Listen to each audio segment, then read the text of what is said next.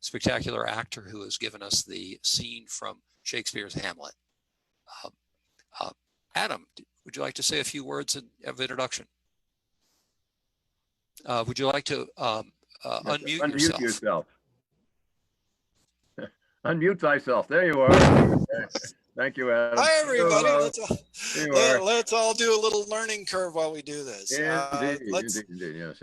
Yeah, let's start with Happy Bloomsday to everybody. That's what the bowler hats. Very good. Excellent. Yes. And so I'll start with the thank yous. Starting with, of course, the Lannan Foundation. For nearly a quarter century now, the Lannan Foundation has been upping the ante, the cultural ante here in Santa Fe. And it's to say thank you is such an understatement. But anyway, a very special thank you to Patrick Lannan and a big shout out to Jordan Abel, who has made this little Q&A possible for us.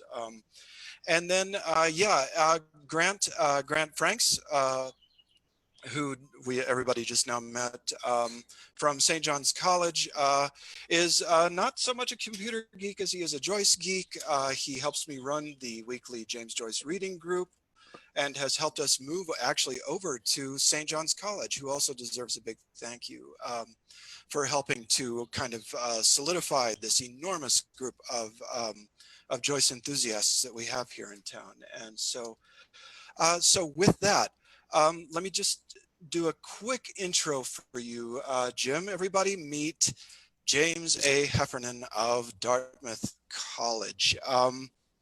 The great James A. Heffernan, and that's not an epithet that I use lightly at all.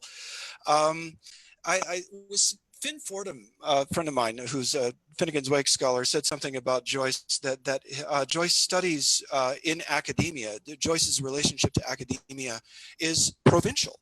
He says it's almost by nature provincial, that the big ivory towers like Oxford, Cambridge, University of Chicago, the Cals, Stanford, and the Ivies generally kind of, well, they shuttle it off and kind of, yeah, we'll do an essay from time to time on the dead or whatever, and maybe teach Ulysses from time to time. But if you want to study generally, if you want to study Joyce, you go to the University of Tulsa, or you go to Buffalo, or you go to the University of Miami or Ohio State that have entire buildings dedicated to it. For the ivory towers to do it, it requires a very special dedication, I think, on the part of this. And so we have Jim kind of tucked away up at Dartmouth, holding a little oasis for us there. And it's something that, and in terms of what Jim has done for the Joyce community, there's really not enough that can be said about it. His lecture series is something that I think should be on every Joyce enthusiast's bookshelf. It puts him right up there with the likes of Anthony Burgess and Joseph Campbell and Frank Delaney, who have really helped to make and remember that Joyce requires help, and he's just brought it into the realm of accessibility for all of us, and it's something that we're all so grateful for. And so, with that, Jim, enough gushing. Thank you so much for agreeing to do this. This is really great. My pleasure. May I just say one or two things before starting to field questions? First of all, I resoundingly second your thanks to the Lannan Foundation. Patrick Lannan, Jordan Abel could not have been more generous or cooperative in the process of preparing the lecture, which had to be canceled because of the coronavirus. And then they very generously funded the making of the videotape and including the tape of the ghost scene with Andrew. So I really can't thank them enough. And the second thing I want to say is that when I spoke in the lecture of the enthusiasm that I found in Santa Fe, you are the very embodiment, Adam, of that enthusiasm. And since you have said some very generous things about me, I really have to tell everyone out there in Santa Fe, if you don't know, if you're interested in Joyce, you absolutely must know, or at least know about Adam Harvey. He is the world's greatest performer of Joyce, specifically of Finnegans Wake. And when I spoke the very last sentence of the lecture about what Joyce had done with the music of the English language, there is no one, literally no one, who knows more about the music of that language than Adam Harvey. Some of you may know his performance of Finnegans Wake. Don't panic, it's only Finnegans Wake, which he did a few times in Santa Fe before taking it to New York. I hope he will someday do it again. And if he does, you certainly want to attend it, as well as his reading group, which he mentioned in passing. So I salute Adam Harvey, along with everyone else in Santa Fe, for their enthusiasm for Joyce. Oh my gosh. Well, I'm verklempt. All right, so enough of that. Jim, Grant and I were actually wondering about discussing about what the opening question might be. Mm-hmm. And so we're going to kind of jointly ask this one. Okay, I hope it's a nice fat softball. Oh, well, I'm not equipped for hardballs today. It's actually not a softball, because it's and Grant can articulate it as well. Okay. But it's the one that I get hit with, especially by my friends and family, and that is, Oh, go ahead. Sorry, phone just rang. I have to. That's right. Everybody silence your cell phone. Wait a minute. I know we're all out of our homes now. An old-fashioned phone. There we are. Yeah, sorry. Go ahead. Yeah. No, anyway, so here's the thing. This is the question that I get asked quite a lot, and so on. And that while sorry. Yeah, go ahead. Sorry. So in terms of, the lecture is fascinating. It's like, wow, what a wonderful invitation. It was so lively, and I can't wait to read it. Mm-hmm. And, you look at Ulysses, and it's a pretty thick book, and it's difficult. And then you pick up the annotations book, which is approximately twice the size of the book that it annotates. And then when you get to the Scylla and Charybdis chapter, you're working with an even thicker proportion of notes to text, and the issue of the difficulty of Joyce, which is obviously the big barrier for so many people. That's something there. And Grant, did you want to add anything to this question? Well, yes. Basically, you're driving to the question. Why rejoice? How rejoice? How does Joyce make sense to us? What are these barriers all about? Reassure us that it can be done. Help us, Heffernan, Juan, you are our only hope. Okay. Well, yeah, it's a great question. In fact, it's a question, very much related to what I was doing yesterday, which was literally rereading chapter 9 and realizing that I was still struggling to grasp about half of it, quite frankly. Joyce's mind is an inexhaustible database of literature. I mean, and it's as if he has access to, well before the invention of the computer, it's as if he has instant access to all of Western literature, as well as, of course, in this chapter, to everything that's being said about the literati of Dublin at this time. And part of what you're getting in certain passages is a conversation about, Lister talking about Moore and Russell and so on and so forth. Very short little snippets of conversation. Is as if you caught them almost over a Zoom connection, because you're not getting all of them. I do think it is possible, and when I taught Ulysses, I would tell students, I want you to read, I'd assign a chapter at a time, so I want you to read the chapter and make a comment on it. Pick up anything that puzzles or interests you in the course of reading the chapter, and write a couple of pages on it. And I would get some really quite remarkable things on those first readings. It was the fresh eyes that they were bringing to that text. So good in some cases that I still have them scribbled in the margins of my copy of Ulysses. And I actually used in my lectures for the teaching company several points that were made by students reading Ulysses for the first time. There was a comment, for instance, on near the end of the Hades chapter, when Bloom points out the dinge in John Menton's hat, and he pointed out something I hadn't realized before, and I taught the novel many times since then, that Bloom's comment makes Menton remove his hat. which is a sign of respect. So Menton is a very nasty character, anti-Semitic and slighting of Bloom, but just that little thing that he picked up that he saw, So I mean, with this chapter is one of the most difficult. I think it's fair to say it's up there. Chapter 3 is very tough in a lot of ways. This is probably the toughest of the first 9 that you get into because of the density of references, not just to Shakespeare, but to all kinds of things and other things in English literature. What I've tried to do in my lecture, this one, is to identify the passages that I think are immediately clear. For instance, when Stephen goes off on the point about banishment, that is, he thinks, the key to Shakespeare's plays and the consciousness of himself, or the connection with the ghost. Banishment from the heart, banishment from the home, and so forth. There are sometimes I consider them handholds. It's almost as though Ulysses was a gigantic cliff, like El Capitan. You saw that movie with Alex Honnold, finally figured out a way to climb up there. What he's looking for all the way are handholds. And that's what I think we can find when you read even a chapter as difficult as this. There are occasional handholds, sometimes outrageous things that Stephen says. A man of genius makes no mistakes. His errors are the portals of discovery. I mean, that sort of leaps out at you, as a response to the claim, oh, the world thinks Shakespeare made a mistake and got out of it as quickly as he can. Just that back and forth between Stephen and I think it's Eglinton who makes that comment.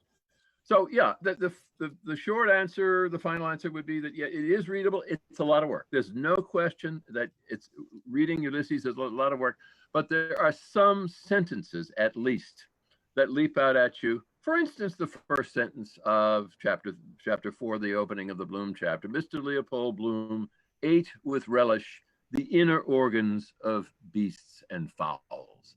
You don't have to consult Gifford or anything else to get that, and especially if you like food.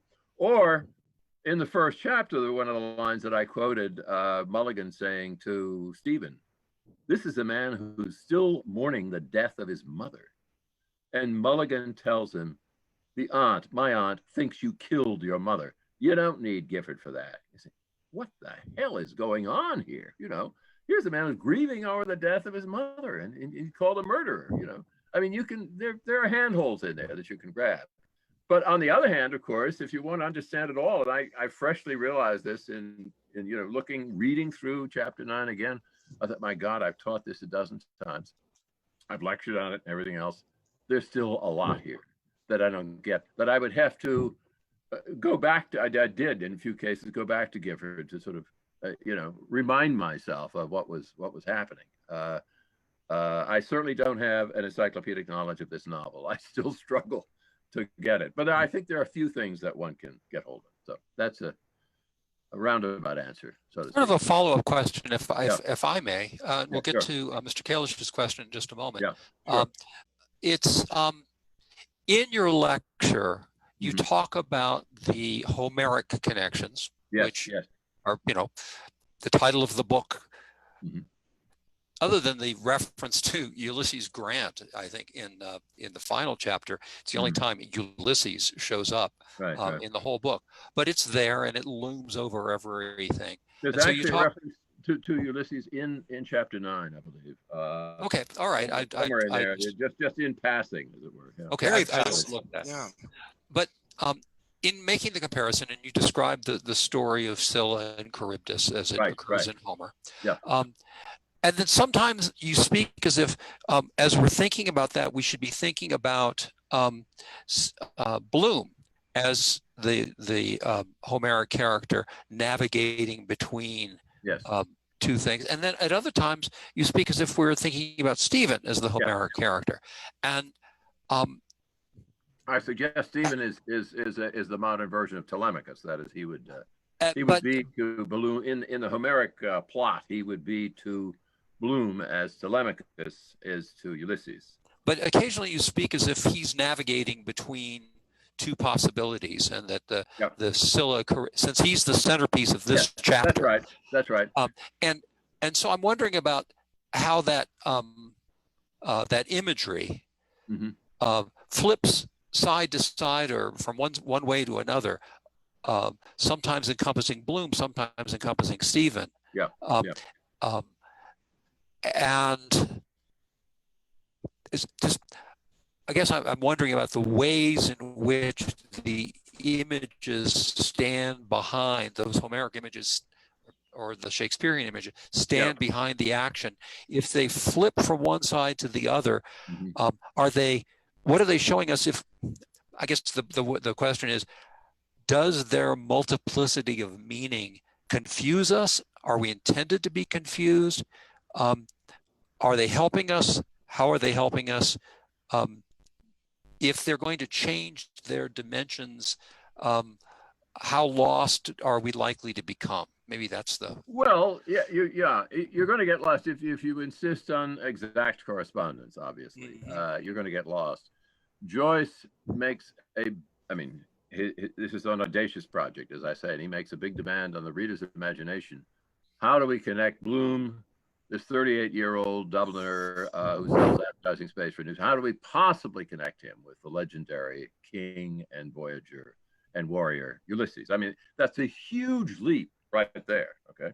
So one of the things the novel is really pressing us to do throughout is to stretch our imaginations. So I've suggested that when Bloom walks out between Stephen and Mulligan, it's symbolically, he's taking the middle way between Stephen as the thinker and Mulligan as the sensualist. But then if we imagine Stephen as taking, and of course he doesn't do this in any conscious sense, but what Stephen is doing, he's taking Shakespeare as his model, trying to imagine himself as a writer who can negotiate the passage between his ideas. Stephen is nothing if not a creature, who thinks with Aristotle and so forth, and the whole of chapter 3, the Proteus chapter, ineluctable modality of the visible, at least thought that, if no more, thought through my eyes. I mean, you can hardly imagine anything more intellectual than that, versus Bloom, Mr. Leopold Bloom ate with relish the inner organs of beasts and fowls. The opening sentence of those two chapters epitomizes the opposition between sensuality on the one hand, intellectuality on the other.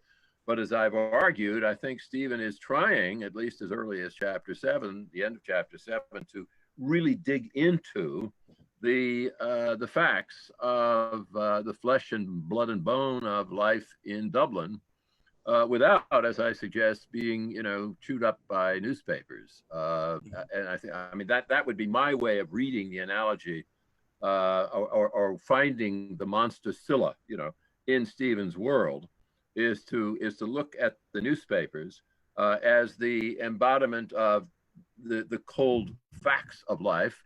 And in fact, there's a very interesting passage in the Hades chapter when Bloom is reflecting. No, sorry, it's the beginning of chapter 7, I believe it is. Bloom is reflecting on obituaries and what they do to a man's life, how they chew him up, right, into this very formal language. So Stephen has to avoid this world of just the sort of cold, hard, inhumane facts on the one hand, which would be, exemplified by the newspaper.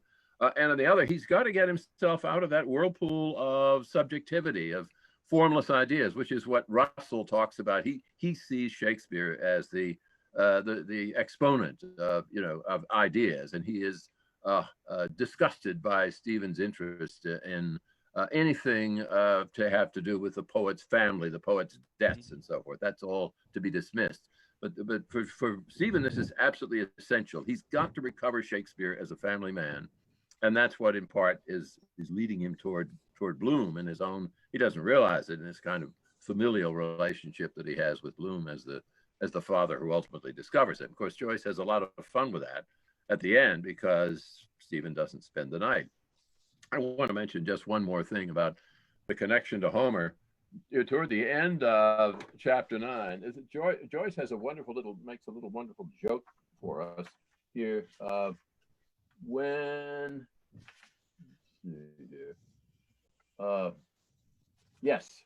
It's practically the last page of the chapter, and Mulligan is scolding Joyce because Joyce is insufficiently reverent toward Lady Gregory. Lady Gregory is one of the leaders of the Irish literary revival. I didn't talk much about that in the lecture, but that's the intellectual, the literary atmosphere of this whole chapter. The Irish literary revival, led by people like Lady Gregory and George Russell and so forth. And by the way, you mean Stephen, right? That Mulligan is scolding Stephen. Mulligan is scolding Stephen, exactly, right. For having written a nasty review of this book of Lady Gregory. Stephen Joyce himself actually thought it sentimental and nostalgic and so on and so forth. He said, Mulligan says to Stephen, couldn't you do the Yeats touch? In other words, praise her to the skies the way Yeats did. And what he says is he quotes from a review or remark that Yeats made about Lady Gregory's book. The most beautiful book that has come out of the country in my time. One thinks of Homer. And the beauty of that, of course, is you know, it could apply to Joyce's own book that you're reading right now, right? This is Joyce's sly way of getting that in. He doesn't say, "I want you to think of Homer," but you know, but you do. You know, if you're at all following what's going on here, you've been thinking of Homer the whole time you're reading this novel. You know, so. And it's interesting, if you should, you know, to throw in Joyce himself benefited greatly from the Yeats touch because Yeats actually praised chamber music and sent out word about chamber music, which is definitely, you know, what is it? You know, taking the drivel and saying, no, it's great. It's the best stuff in the world. Joyce was able to capitalize on that himself. So the hypocrisy is really quite real that Buck Mulligan brings in. No, and it's a very fraught relationship with Yeats because you do have literally the music of Yeats coming into the first chapter when Stephen remembers that his own mother had asked to hear him recite and play, as it were, the music of Yeats, and no more turn aside and brood upon love's bitter mystery. For Fergus rules the brazen cars and the white breast of the dim sea and all disheveled wandering stars. I mean, it's absolutely gorgeous music. But on the other hand, as a young man, when Joyce went to see Yeats, Yeats gave him a long lecture about the wisdom of peasant Ireland and how he had to, you know, drink at that fountain. And Joyce wanted nothing to do with that. He wanted to write a novel about the city. And then that's what he, you know, when, the peasant life was the world of myth and nostalgia. It was not the world of what was actually happening now. And Yeats realized this, that Joyce was having none of it. And then actually, after listening to Yeats give this long pin to peasant life, Joyce asked him how old he was because he thought he and Yeats said, I shaved a year off my age. I think he was 37. I think I told him I was 36. And Joyce simply said, you're too old. You're worn out. You're not up to date. You're not my kind of writer. We have a question from one of the attendees. I'm going to ask Mr. Kalish. Okay. To articulate his question. Nicholas Kalish. Okay, very good. Yep. Hi. Hello. Can you hear me? Yes. Yep. Okay. Well, my very question. Impressive picture, I must say. Thanks. I've got my Finnegans Weight T-shirt. That was my. Okay. My question, I hope, doesn't go back too far to the original question because that's what it references, and I know get like deeper into the chapter that's the subject of your lecture. But the opening question made me think about how the difficulty of Ulysses is not just the difficulty of navigating the illusions and the shifting styles and sort of trying to conjure up whatever Irish history you have or going through the encyclopedia, but it seems like a book that like not many other books do, is constantly asking you to think about what it means to, and what the act of reading a book is. And we often focus on the sort of virtuosity of Joyce's style and what he's doing with writing. But I wonder if you have anything to say about what he might be encouraging us to think about what it means to read a book and read a novel, and for a novel to ask us, again, like most novels don't, demand us to keep reading it the way that we do. I'm thinking of Samuel Beckett's line, and he's talking about Finnegans Weight, but he might as well be talking about anything Joyce writes. He said, it's not about something, it is the thing. And I wonder if you just sort of generally have anything to say about the what Joyce might be telling us about what it means to read a book. Oh, I think it's a wonderful question. I don't know that I have a lot to add to it, because it says the question itself says so much. Absolutely right that this is a book that makes us conscious of ourselves as readers, perhaps more than any other. And it's been said of Ulysses, it's a book that can't be read, can only be reread. I remember sort of driving myself through it when I was in graduate school. It was not assigned in any course at that time. Apropos what Adam said earlier, there was no Joyce specialist or Joyce course at Princeton. This was in the early 60s. But I remember kind of driving myself through it, feeling, okay, I have to read it once in order to be able to reread it. And I guess I've spent much of the rest of my life, or a lot of the rest of my life, rereading it. As I did just yesterday, and realized again that I didn't get all of it. And here again, I've turned back to Adam with the point about the need to hear it as well as to see it, to hear its music. This may be more true of Finnegans Wake than of Ulysses, but certainly in a chapter like The Sirens, which is all about music. It's written for the ear quite as much as for the eye. Joyce was an absolute master of prose rhythm. So I think, for those reading it, let's say for the first time or even the second time, don't be too hard on yourself. Certainly don't expect to get everything. You won't, maybe you get a quarter of it, something like that. And listen to its music. Just to recite it to yourself. There's certain things, for instance, in the Eumaeus chapter, when Bloom and Stephen step out and into the garden and look up at the sky, and we say, what did they see? And the answer is the heaven tree of stars hung with humid night blue fruit. And there again, you don't need any explication for that.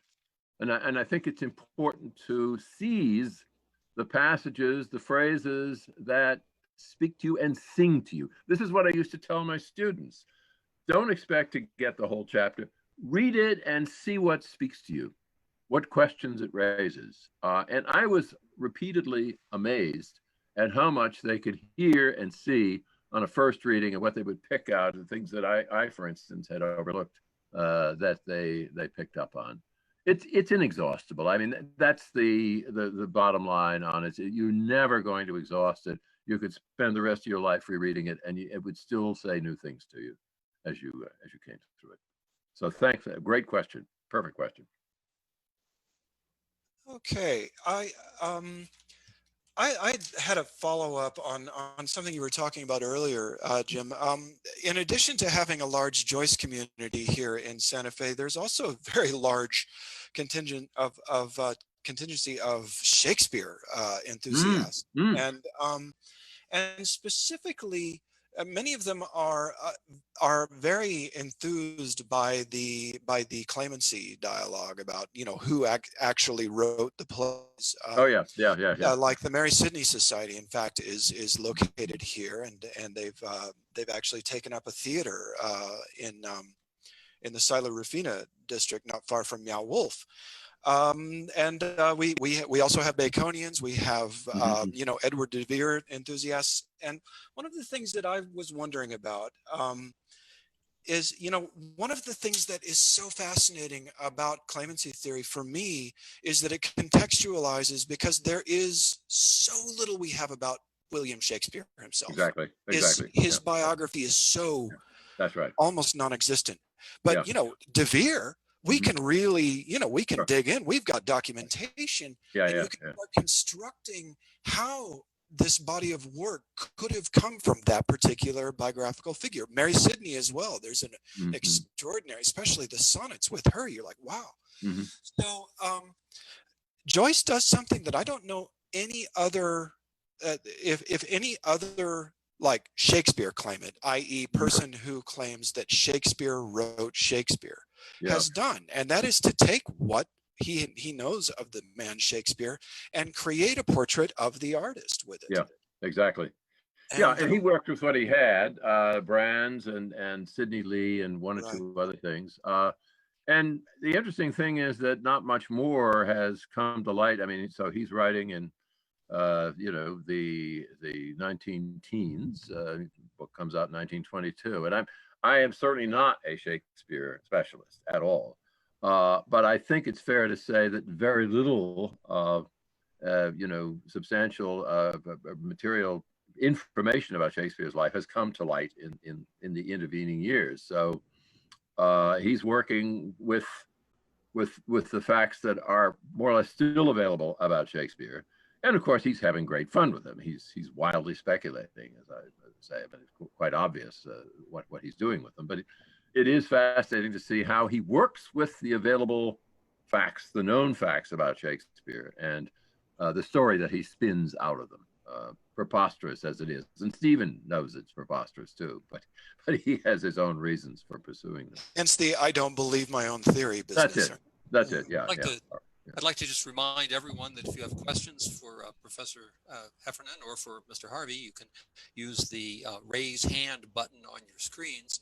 We have a couple of questions that have shown up. If one from Michael McCulloch. Okay. Bring him here. And okay. Mike. Oh, Michael, how are you? Can you hear me? Yeah, we can. Yes, we can. By the way, this has been wonderful, and I loved your lecture last night. You gave me a way of kind of rereading, talking about the large question of how to read this novel in its larger dimensions. And this has to do with Stephen's development, if we may say here in the novel. One of the inputs we got from a visitor was that the Telemachiad is can be thought of as the conclusion of the Stephen story that comes out of Portrait. Right. And fair enough. But then you got me reconstruing it. And what it is, it mediates between what's going on in a portrait. We get what goes on in the Telemachiad, and then what goes on in the Bloomsday part of the novel. And what's going on in the Telemachiad is he's bouncing between Scylla and Charybdis. And he's in his head theologically is where he is. On the one hand, on the other, he's in absolute grief over his mother's death. Yes. And it occurred to me a way of doing this. Maybe it's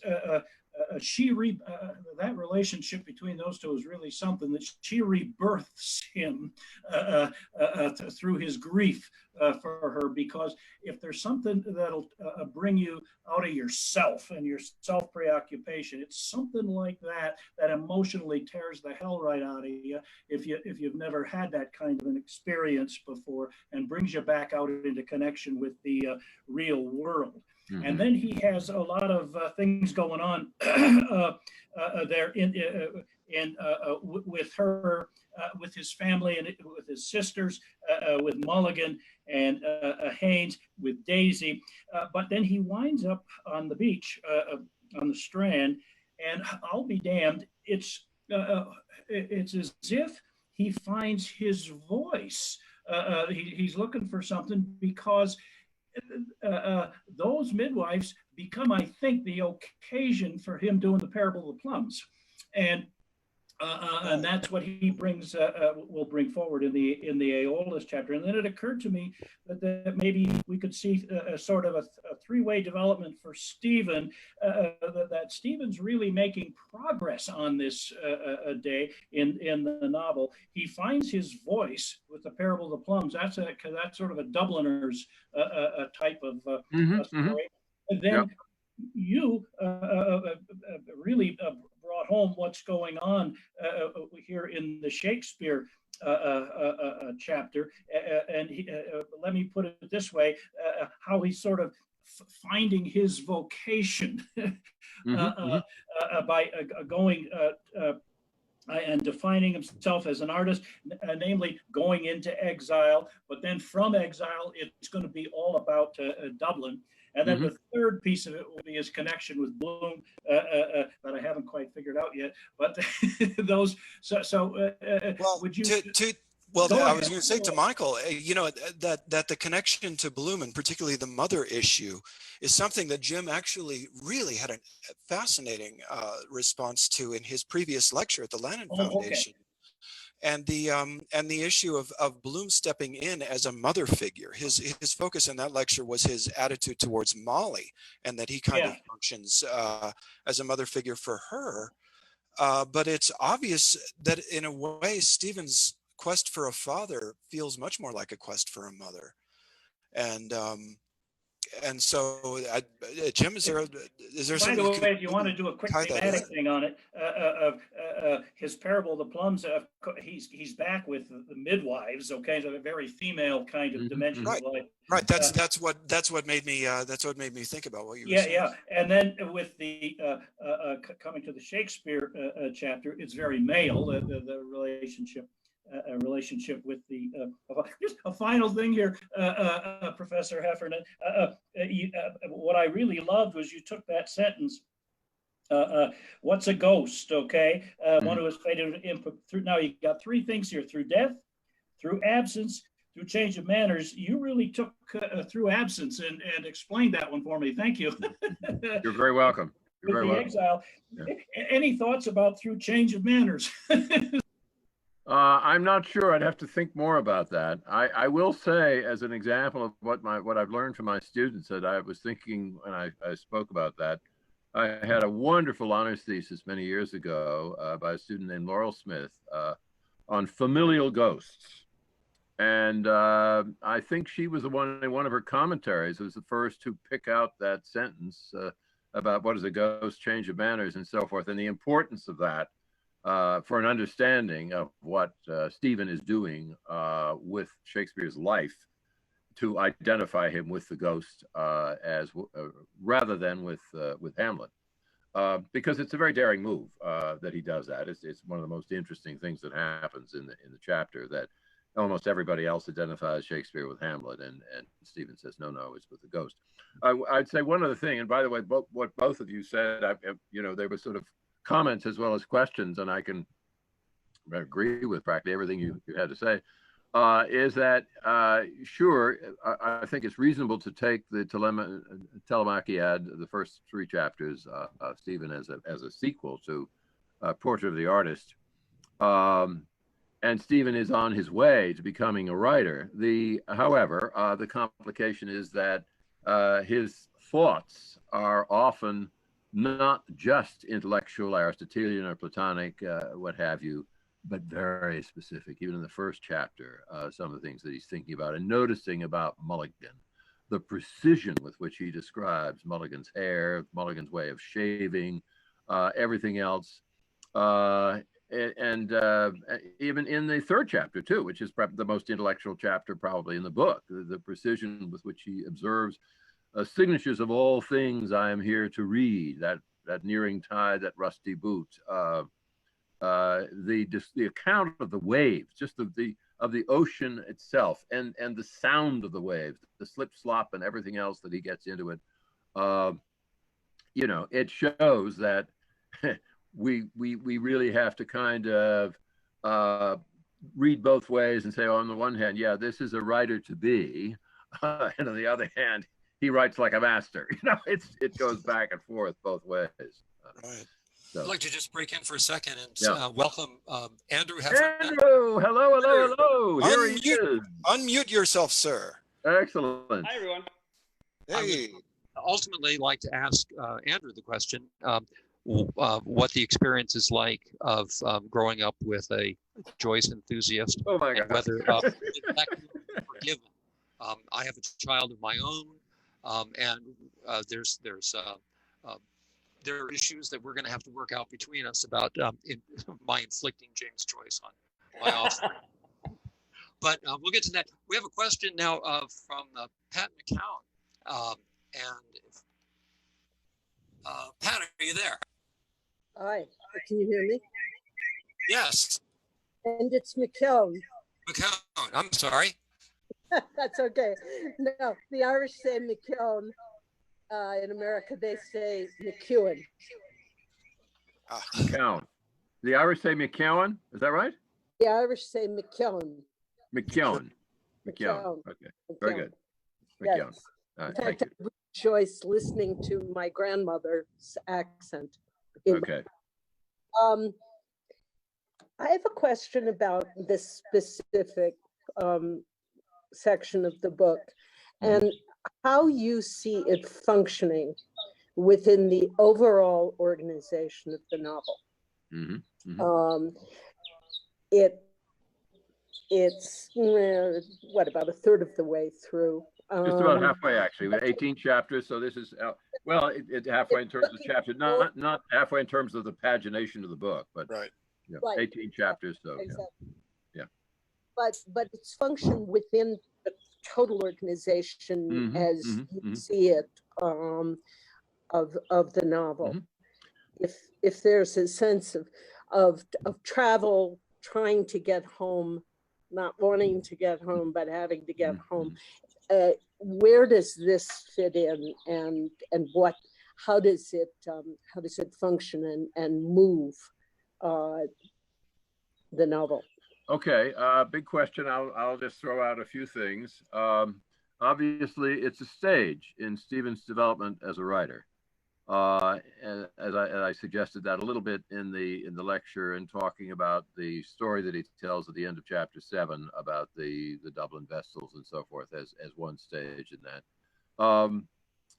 It is, I suggested that Stephen has a practical reason for going to the library, which is to deliver a copy of Deasy's letter to Russell.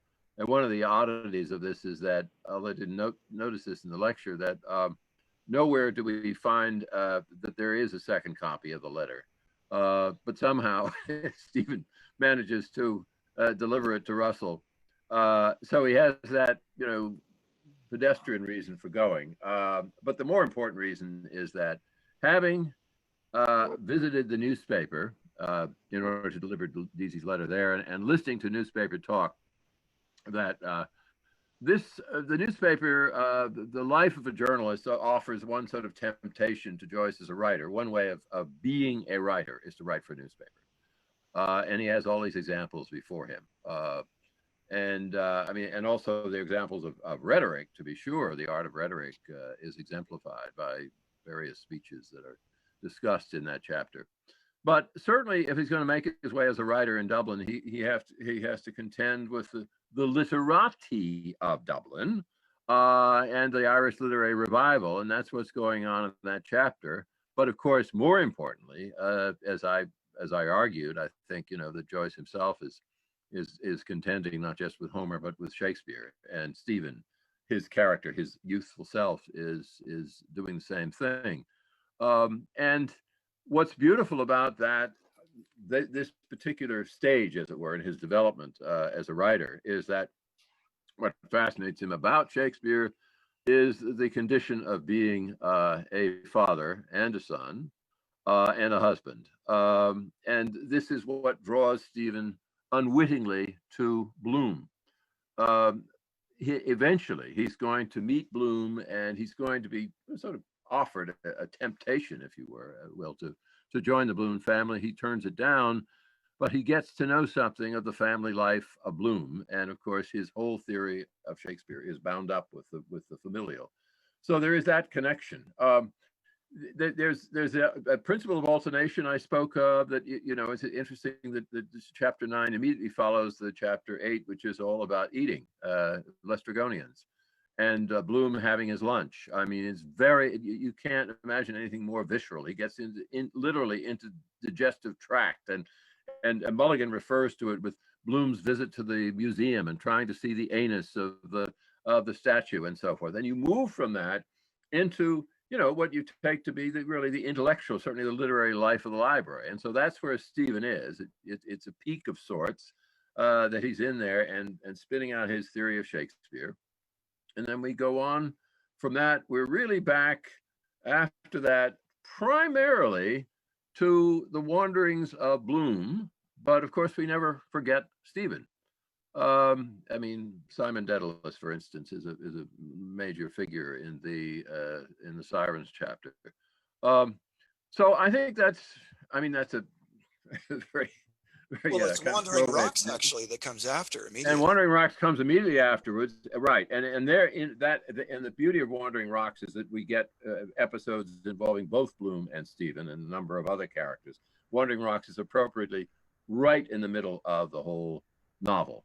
And it's almost as if we're getting a bird's eye view of all these characters, and certainly in the part of the challenges that for us at this point, to recognize Bloom, to see the dark-backed figure looking over the books and so forth. We know him so well that we can pick him out of a crowd, a Dublin crowd, and see what he's doing. I could follow up with another aspect of, I think, the same question that was just posed about the the place in the work as a whole. Right. I just wondered if you had a comment about an observation that's come up in some of my conversations about the book with others, that episode 14, which is kind of a notoriously difficult episode, partly because of just the topography of having page after page of solid type, but also linguistically difficult.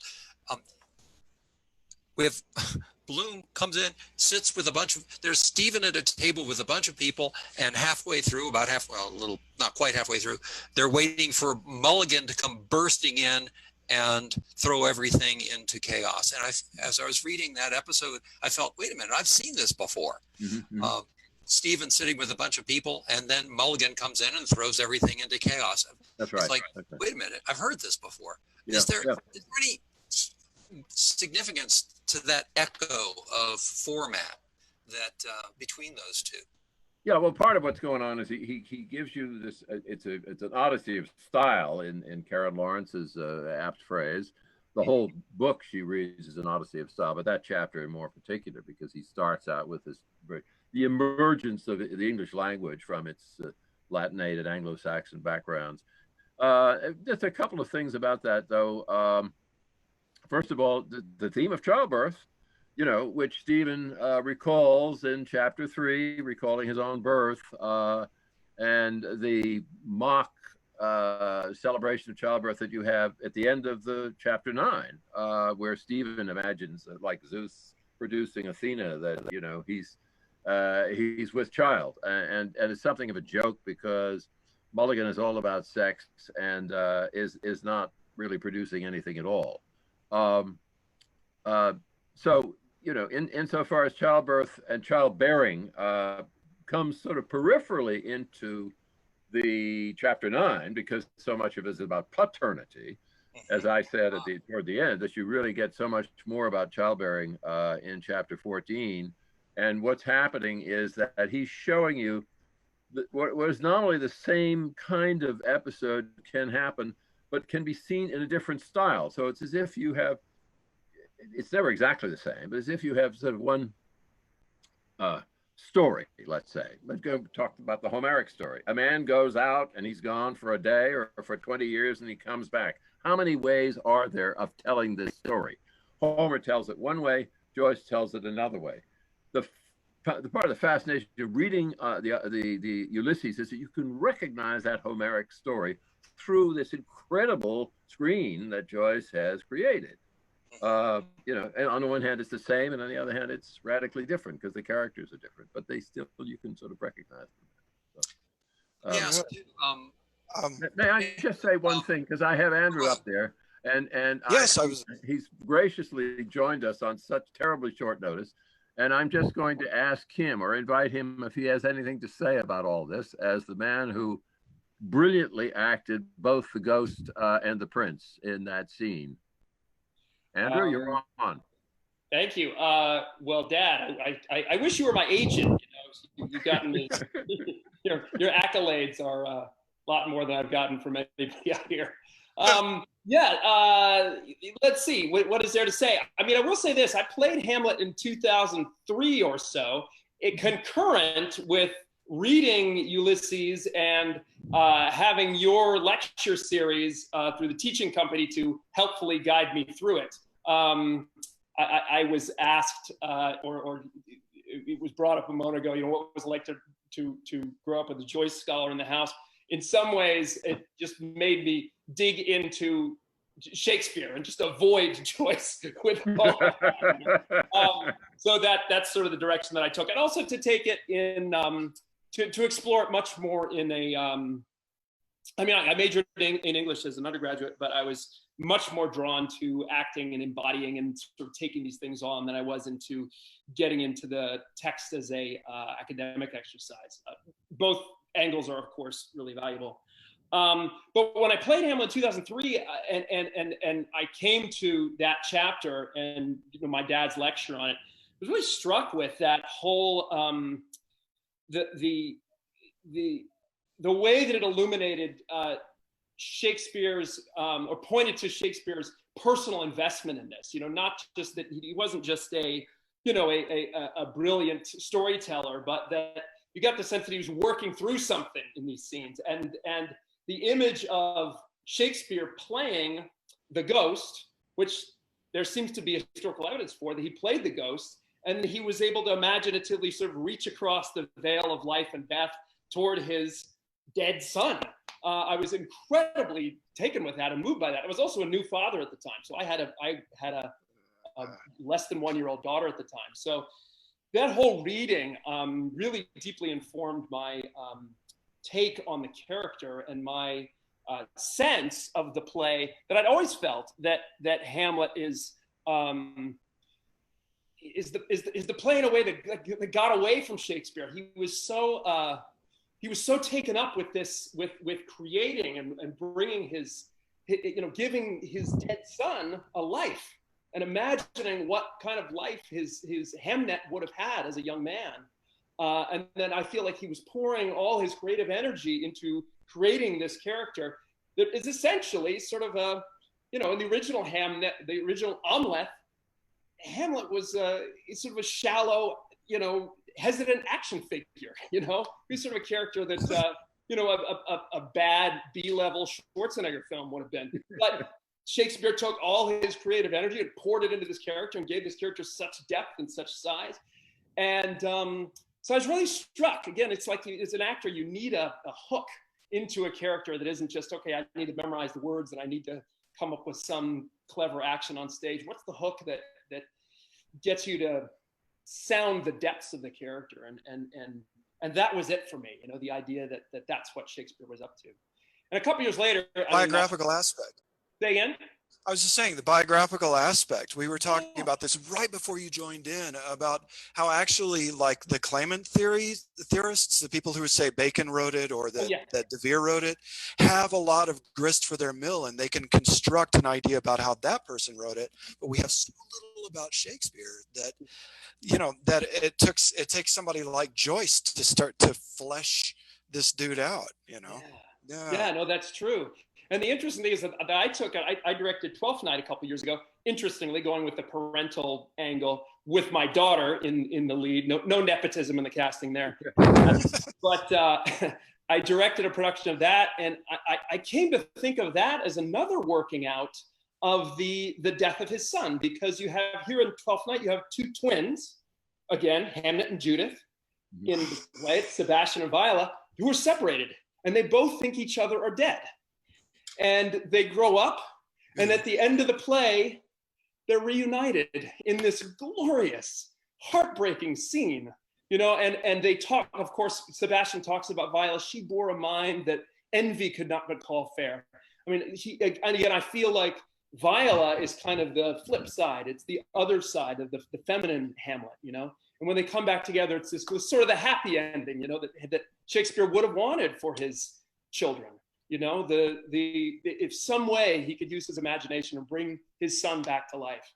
And so again, I started to see that as another kind of, thanks to Joyce and my dad for illuminating it to me. I start to see that as another biographical working out of the same kind of constellation of issues. I'd like to move on. We've got another question. Actually, we've got two other questions. Just say very quickly, I know we're running short on time, but we're running short of time. Can I just say quickly about what Andrew's comment, because it so directly links to the way Stephen's version of Shakespeare ties in with Bloom.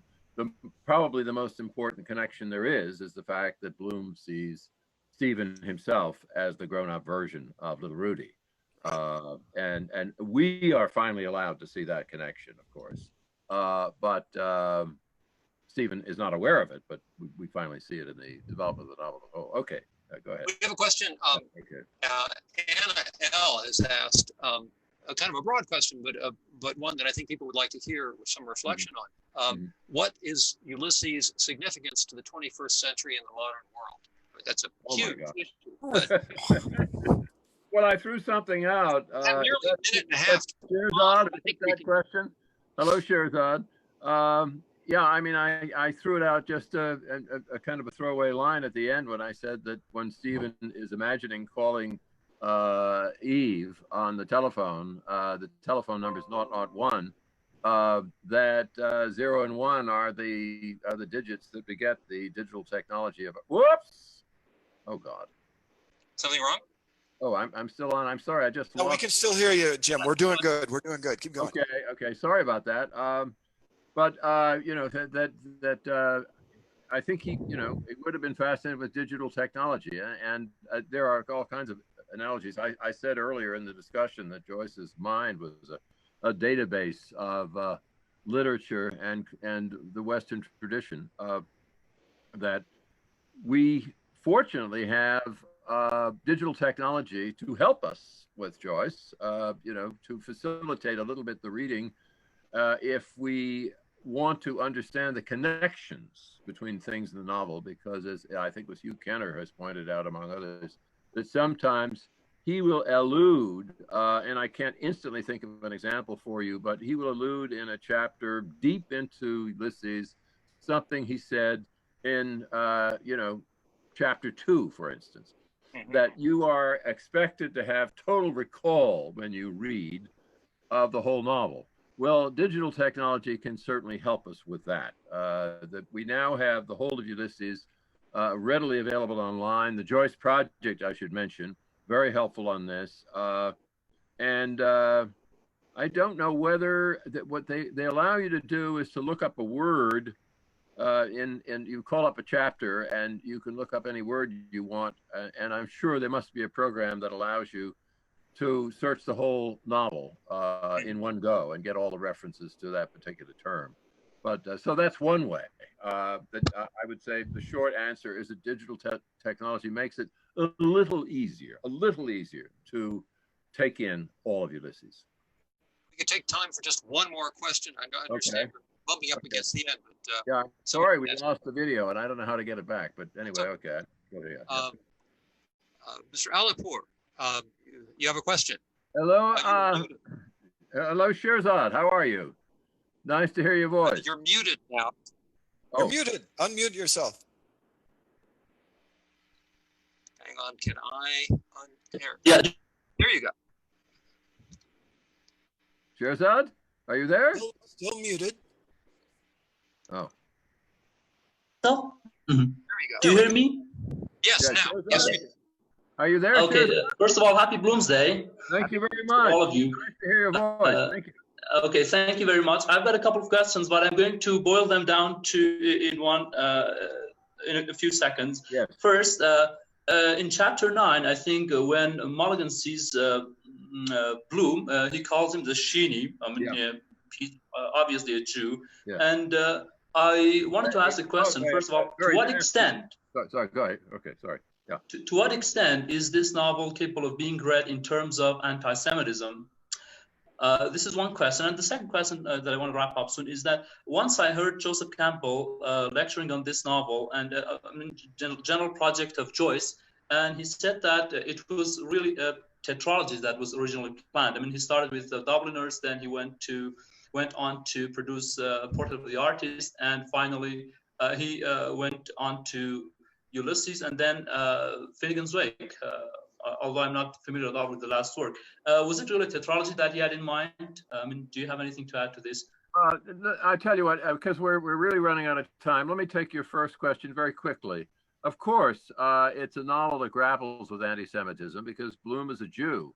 And in the Hades chapter, I mean, you know, up really throughout the novel, the earlier part of the novel, he's made to experience the pain of being regarded as an outsider in Dublin again and again, especially in the, well, first of all, in the Hades chapter, when he's slighted in various ways.